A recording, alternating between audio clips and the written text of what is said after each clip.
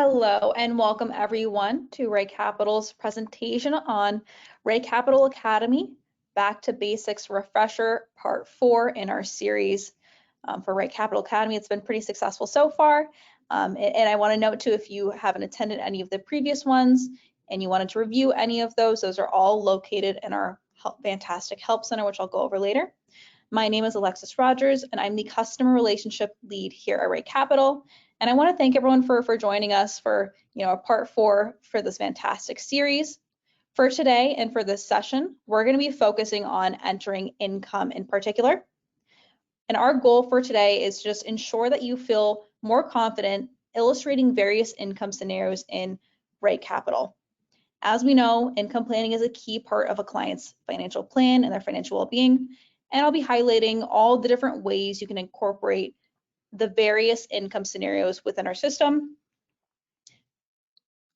And we'll also be covering in particular today, modeling annuity income, pension income, and Social Security income. We'll also go over curating proposed income scenarios, things like maybe proposing annuity insurance or annuity income proposals or Social Security filing ages. We're going to be going over all over that good stuff. And I want to note too, if you guys have any questions throughout this presentation, or if there's any particular income scenarios that you want to see modeled that we can highlight today, please feel free to navigate to the GoToWebinar panel and utilize that questions menu drop down to just answer your questions and engage with me from there. And I'll be sure to go over any questions that you guys might be having.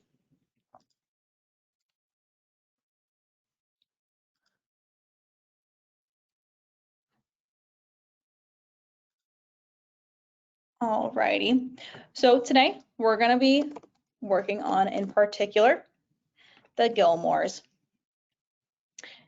And to first start off, we're going to be highlighting how to enter different income within the current plan.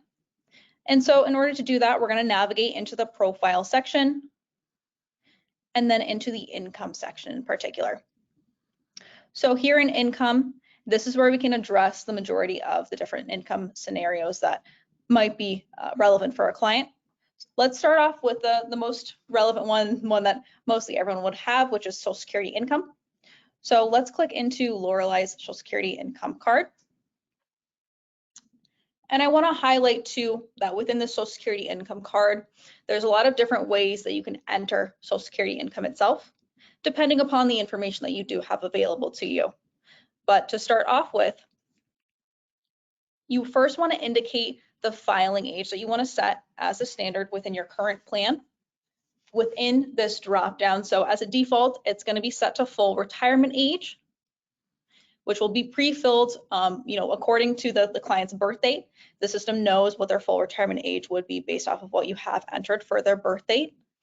But if you wanted to see them file at a different age, you can select from this drop down Lorelai's age and manually enter age 65, and you can either change it from her birth month or to a specific calendar month. You also have the option to enter her as filing at her retirement age if you wanted. But for now, let's leave her to her full retirement age. And then moving on to all the different ways you can calculate Social Security income within our system is we have one main approach that you can take, which is the use simple estimate approach, which is a default within the system. And what this does is it'll take the client's current salary and will project forward and backwards what their income would look like to calculate what their Social Security benefit would be for whenever you indicate them filing. So as you can imagine, there could be a lot of salary changes across somebody's lifetime. So if you do have something like a Social Security Administration statement available to you, you do have the option to enter that specific information within the system to have a more granular calculation for these clients. And so if you do have the Social Security statement in front of you, or the client did provide you with that information, from this estimated benefit amount dropdown, you have the ability to select based on Social Security statement value. And then you'll have the option to say which age you're looking at specifically on the statement itself. So if you're looking at the Social Security Administration statement for what Lorelei would be receiving, and say you're looking at specifically her age 70, you can select age 70 here, and then enter what you're seeing as her monthly benefit from that statement. So let's say she was going to be receiving $3,000 if she files at age 70. And so you can enter that, and then the system will automatically calculate based off of this information that we just entered for her estimated benefit amount, and based on that filing age, what her benefit would look like at full retirement age. And the system is smart enough in that if you indicate a filing age here, such as full retirement age, and if you state that you're looking at a different age on the Social Security statement itself, the system is smart enough that it will calculate any, early filing penalties or delay filing credits that would be applicable, and would be able to accurately calculate what her benefit would look like if she did file at full retirement age. So we'll save that for Lorelei. And then let's click into Luke's Social Security. And I want to note too that within the estimated benefit amount dropdown, there are other approaches that you can take. So let's say for Luke, we didn't have his Social Security statement in front of us, we didn't have that information. You also have the ability to indicate somebody's historical covered earnings. So from this dropdown, if you click on based on historical covered earnings, you'll have the ability to indicate each of the years that they might have been working that would have been covered and applicable with Social Security.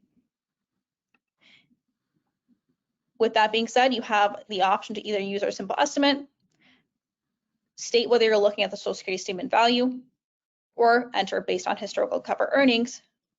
And you also have the option to turn off Social Security calculations as well.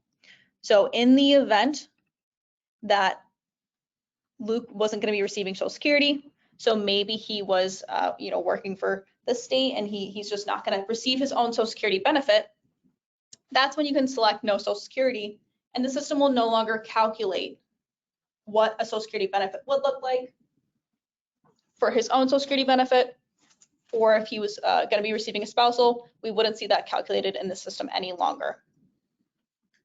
But let's say for Luke, we're just going to use a simple estimate, and we're going to use his salary to project forward and backwards what his benefit would look like. And so that's just one of the ways you can calculate Social Security income within the current plan. I want to highlight too that within the profile income section, there are other incomes sources that you can add to the current plan. So if we click on add income, as you can see, you can of course add more salary income cards, self-employment income cards, pension income cards, which I'm going to cover in a second, annuity income cards. You can also illustrate distribution cards to pull from accounts or show distributions coming from things like their 401ks or things along those lines. And then under this other drop down, you can also add things such as bonus income, child support income, alimony, royalty income, if they're receiving inheritance, reverse mortgage income, new loans, or other income. But for now, we can start off with entering some pension income for their plan.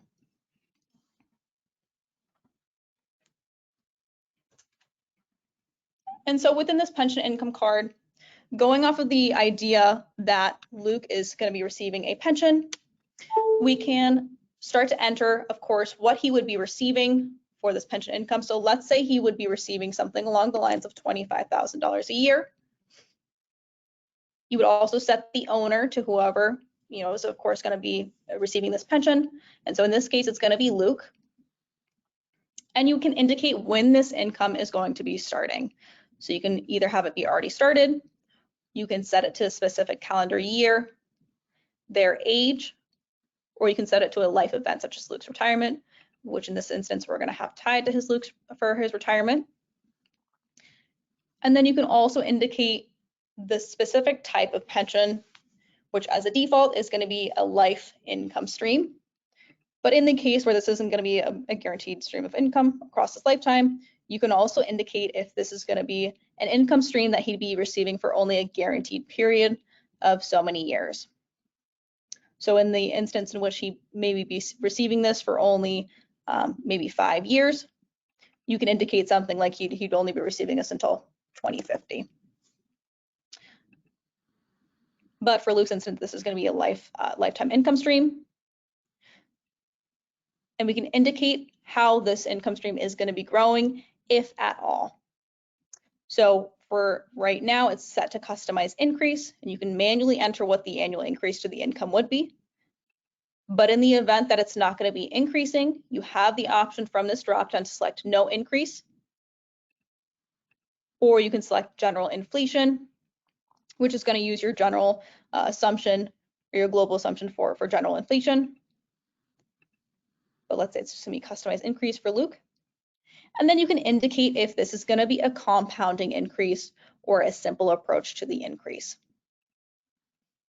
And you can also, very importantly too, for if you are modeling different pension scenarios, you can also indicate the survivor percentage and what the spouse might be receiving upon the death of Luke.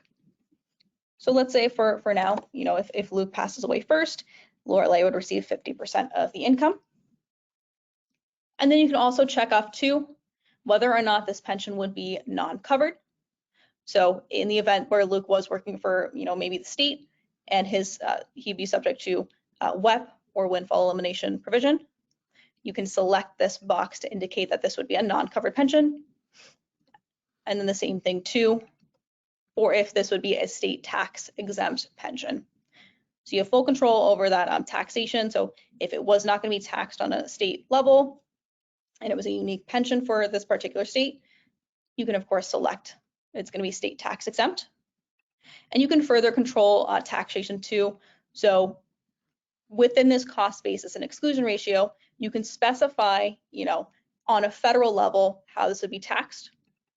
So in the case of this is not going to be federally taxed, you can indicate that it's going to be an exclusion ratio of 100%. And you can indicate, you know, if across his lifetime he'd be receiving, say, you know, $700,000, you can indicate that as the cost basis and then set the exclusion ratio to 100%. So you have full control over this taxation over here on both the federal and state level.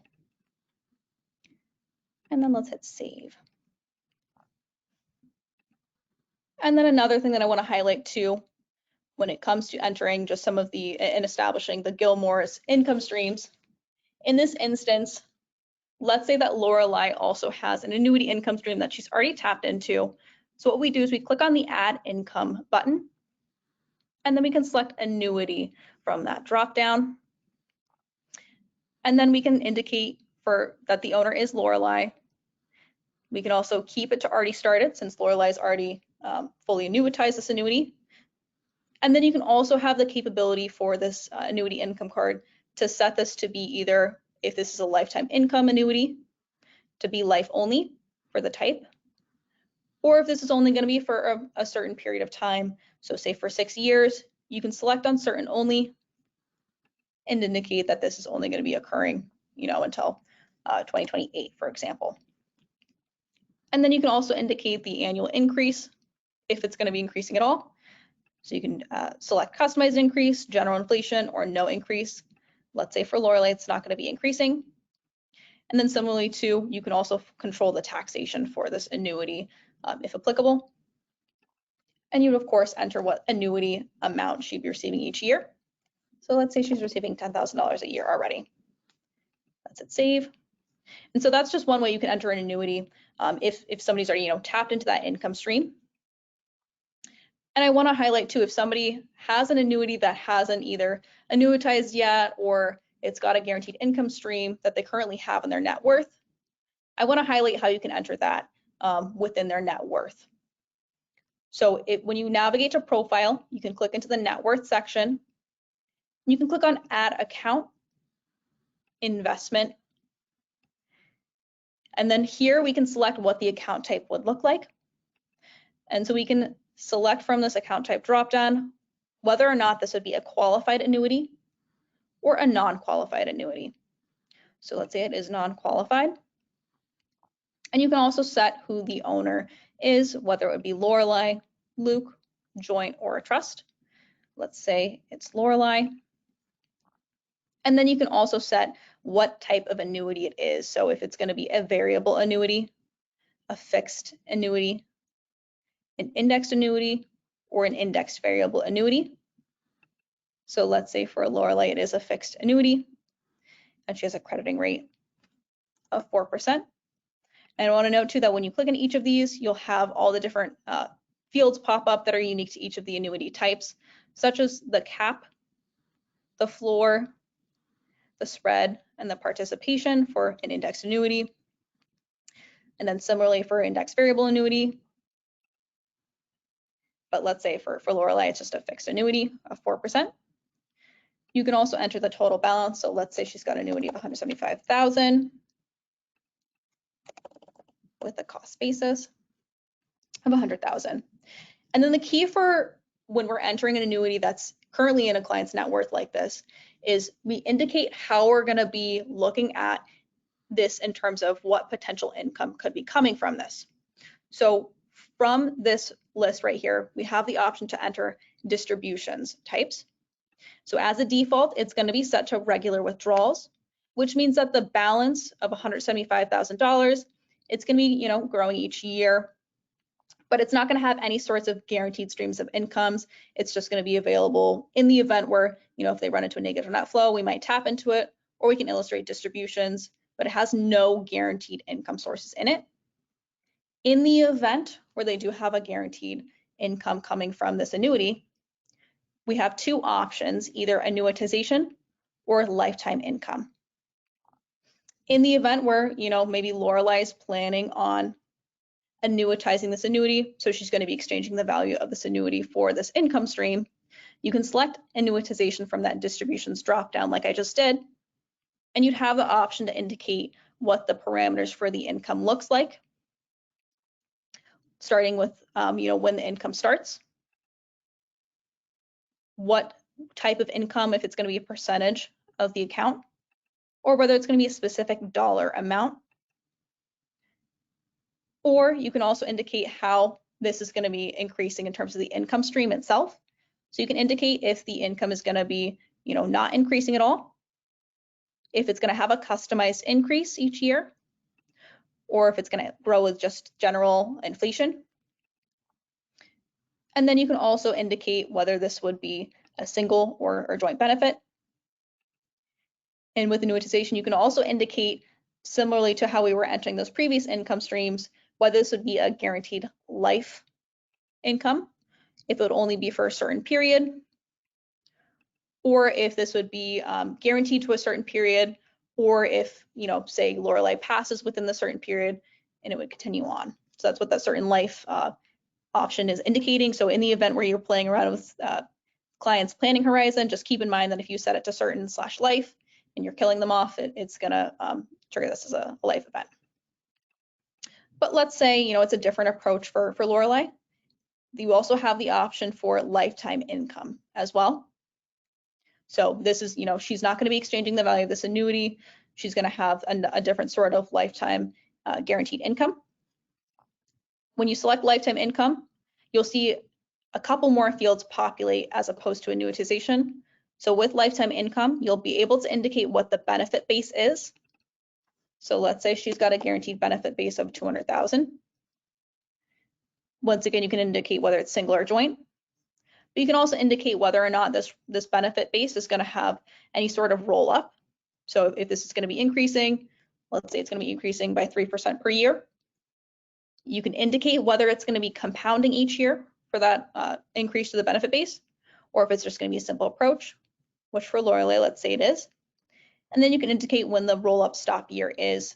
Typically this stops, when the income gets turned on, but if it's different, you have the ability to indicate the specific year for when it stops. And let's hit save. And so that's just one of the ways you can enter an annuity income within the net worth if this is the scenario that's applicable. I want to highlight too that you can also apply any sorts of account value based fees here, and also benefit-based fees if applicable for this annuity. And so that's just one of the ways you can enter annuity income within the current plan. I also want to note too for pension options, because we know this is probably one of the top, this is one of the top subjects that we get requests to go over, but In the event where Luke, had a pension option, either to take that guaranteed stream of income, but maybe he has a different option to take a lump sum pension amount, when he's retired. In order to model that sort of lump sum pension, you would navigate into the profile section, savings, and you click into add savings, other, and then tax deferred.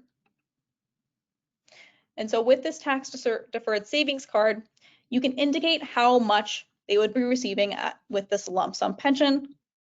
So in the instance where he'd be receiving $350,000, you would indicate who the owner is. This is going to Luke for now. And then you can also indicate when this is going to occur. So let's say it's going to occur at Luke's retirement. And you'd of course want to have these savings ends to the same year to show that one-time contribution. So let's set it to Luke's retirement.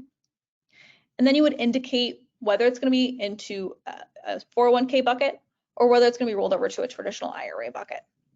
So let's say it's going to a traditional IRA for Luke, and then hit save.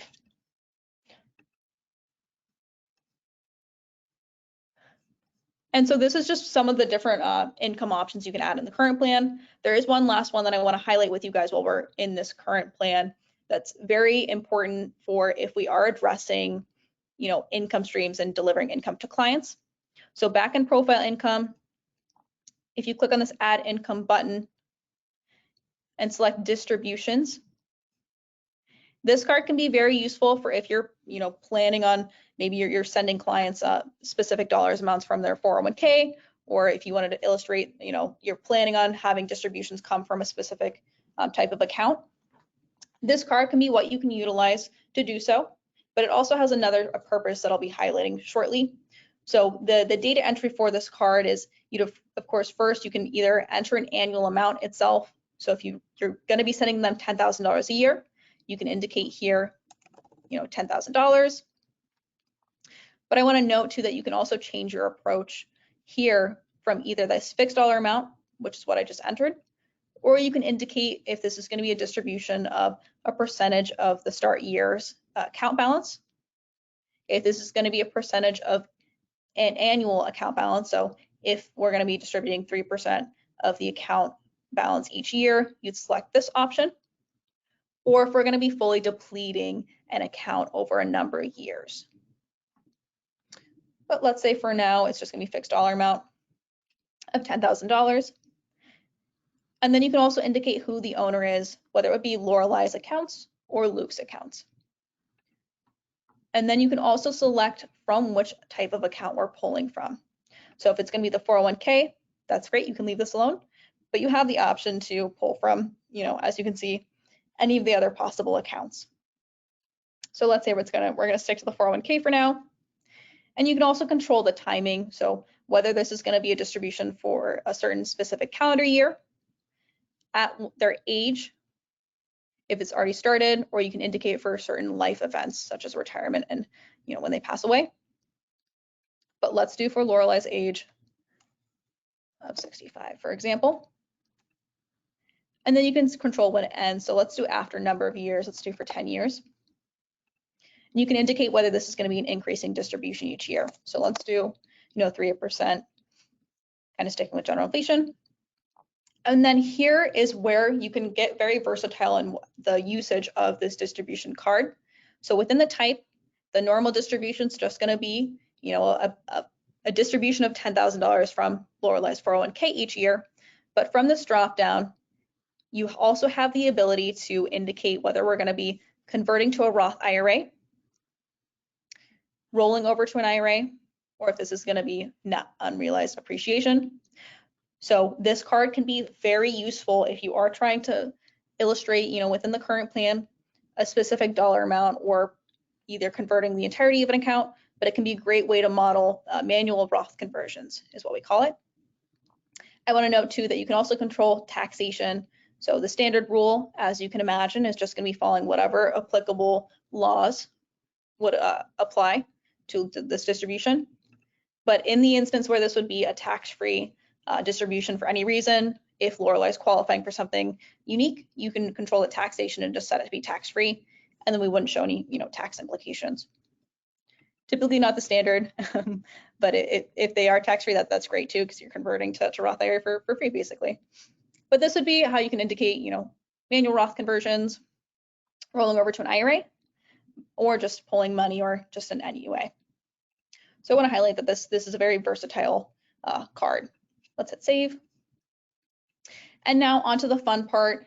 Now that we've established what they have going on in their current plan, which for the Gomers, they got a lot of different income streams going on.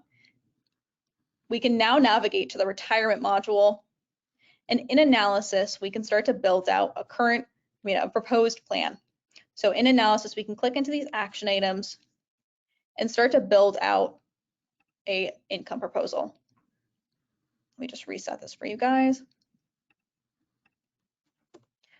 And so you can, from this action items, you can start to propose changes to their existing income streams. And as you can see, right now we just have pre-populated Lorelei and Luke's salary. But if we wanted to incorporate those existing income streams that we have entered, you can click on this edit button here, and you can add or remove specific action items to propose changes to. So let's say we wanted to incorporate their pension income, annuity, and their distribution, and their tax deferred. Let's hit save. And so now we're going to see everything that we entered in that profile, specifically that I just checked off, fed over into the action items for us to propose changes to. And so this is useful for in the event where you're just trying to propose a simple change to their existing income stream. So for example, if you were trying to illustrate, maybe Luke has a pension option where it's going to be very similar to how his current pension is set up, except he's going to receive, $30,000, for example. And maybe he wasn't going to receive as much in that lump sum option if he's lucky and is getting both as an option together. So let's lower to 300,000. And so you can propose that change here to those existing items. And you can see that impact here in the property success, and it's a slight impact to their overall plan. So it's not a huge impact because we're slightly changing it. But this is just how you can quickly make a change if what you're proposing is going to function similarly to how we have it set up in the current plan. But as we know, typically what you'd be proposing might not align with how we have things entered in the current plan. So for example, maybe Luke's pension would have a different survivor percentage and maybe different setup and a different timing in your proposed plan. You can set these both to 0. Let's hit refresh.